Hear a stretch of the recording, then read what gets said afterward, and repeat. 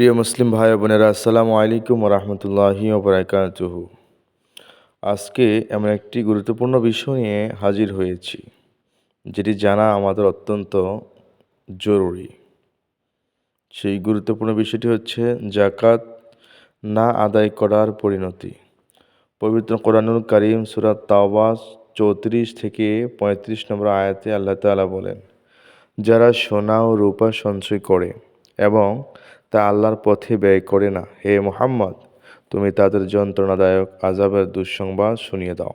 সেদিন যা ঘটবে, যেদিন জাহান্নামের আগুনে সেগুলো উত্তপ্ত করা হবে, এরপর তা দ্বারা তাদের ললাটসমূহে এবং পিঠে দাগ দেওয়া হবে, আর বলা হবে, এটা হচ্ছে ওটাই যা তোমরা নিজেদের জন্য জমা করে রেখেছিলে। সুতরাং এখন নিজেদের সঞ্চয়ের স্বাদ গ্রহণ করো। যে সমস্ত ভাই এবং বোনেরা তাদের ধন সম্পদ স্বর্ণ রূপার জাকাত নিসাব অনুযায়ী জাকাত প্রদান করে না, বা টোটালি কোনো জাকাত প্রদান করে না, ওই সমস্ত ধন এবং সম্পদ সোনা রূপাগুলোকে গলিয়ে তাদের কপালে এবং পিঠে দাগ দেওয়া হবে এবং বলে দেওয়া হবে, এটা হচ্ছে সেটাই যা তোমরা দুনিয়ায় নিজের জন্য জমা করে রেখেছিলে, এর জাকাত তোমরা দেওনি। সুতরাং এখন সেই সঞ্চয়ের স্বাদ তোমরা গ্রহণ করো। পাশাপাশি আমরা আরেকটি গুরুত্বপূর্ণ বিষয় জানব, সেটি হচ্ছে ইচ্ছাকৃত অন্যায়ভাবে কোনো মুমিনকে হত্যাকারী জাহান্নামী হবে সে সম্পর্কে।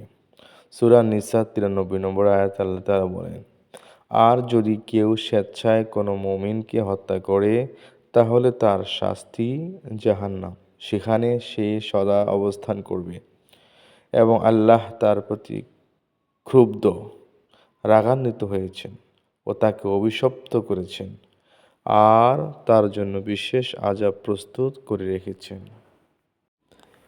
হযরত আবু সাঈদ ও হযরত আবু হুরায়রা রাদিয়াল্লাহু তাআলা থেকে বর্ণিত, প্রিয় নবী সাল্লাল্লাহু আলাইহি ওয়াসাল্লাম বলেছেন, যদি আসমান ও জমিনে বসবাসকারী সমস্ত সৃষ্টি একজন মুমিন ব্যক্তিকে হত্যায় শরীক হয়, তাহলে আল্লাহ তাদের সকলকে উপর করে টেনে নিয়ে জাহান্নামে নিক্ষেপ করবেন। নাউজুবিল্লাহ।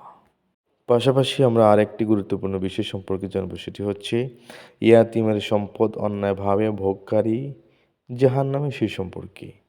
যারা অন্যায়ভাবে পিতৃহীনদের ধন সম্পত্তি গ্রাস করে, যারা অন্যায়ভাবে বাবা হারা সন্তানদের ধন সম্পত্তি জোর করে নেয়, গ্রাস করে, অবশ্যই তারা স্বীয় উদরে আগুন ব্যতীত কিছু ভক্ষণ করে না এবং অচিরেই তারা জ্বলন্ত আগুনে উপনীত হবে।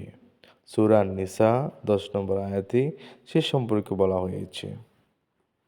সর্বশেষ আরও একটি গুরুত্বপূর্ণ বিষয় জানব, সেটি হচ্ছে যারা সচ্চরিত্রা মহিলাদের প্রতি অপবাদ দেয়। কোনো অপরাধ নেই, কোনো গুনাহ নেই, কোনো অন্যায় করেনি, কিন্তু তারপরেও একজন ভালো মহিলার ক্ষেত্রে অপবাদ দেওয়া হয়। যে ব্যক্তি কোনো সচ্চরিত্রা মহিলাদের প্রতি অপবাদ দেবে, তারা আসলে মূলত জাহান্নামী।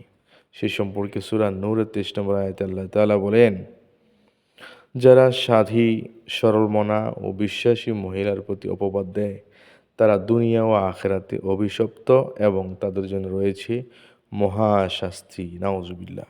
প্রিয় ভাই ও বোনেরা, আল্লাহ পাকের দরবারে আমরা ফরিয়াদ করি, আল্লাহ পাক যেন আমাদেরকে যে কথাগুলো শুনলাম, এই কথাগুলোর উপরে আমল করে নিজেকে জাহান্নাম থেকে বাঁচানোর একটা উপায় আমরা খুঁজে পাই, সেই তৌফিক যেন আল্লাহ পাক আমাদেরকে দান করে। আমিন।